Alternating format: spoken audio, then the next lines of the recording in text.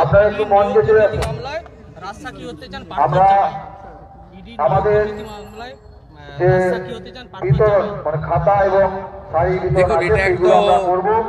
ভারতীয় ন্যায় সংহিতা বা আগে সিআরপিসি এর সুযোগ আছে। আমাদের তিনি কেন রাজি হয়েছেন, কি বলতে চান তিনি বলতে পারবেন। আমার মনে হয় ওনার জামাই পার্থ চ্যাটার্জি যেমন টুকলি করে ডক্টরেট হয়েছে, ওর জামাই মনে হয় পড়াশোনা করে শিক্ষিত হয়েছে। শিক্ষিত লোক হলে তার একটু বোধ বুদ্ধি বিবেক জাগ্রত থাকে। পার্থ চ্যাটার্জি তো টুকলি করে ডক্টরেট হয়েছে।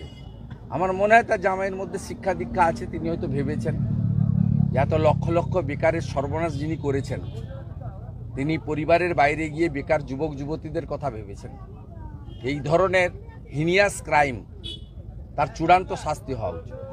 ভরদুপুরে খড়দায় টিএমসি কর্মীকে কুপিয়ে খুন। কে খুন করেছে? টিএমসির লোক। অঙ্ক এতে বিরোধী দল বা অন্য কারোর কোনো ভূমিকা নেই, এক নম্বর। আর দ্বিতীয় নম্বর হচ্ছে এলাকা দখল ভাগ বাটোয়ারা।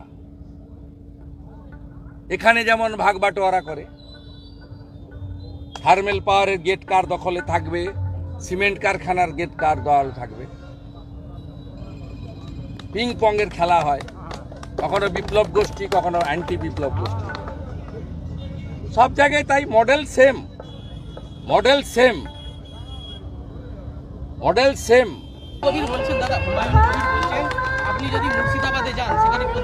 কেন আগে তো বলেছে ঠুস করে দিবে বিধানসভা গেটের মধ্যে, আমি একা থাকি।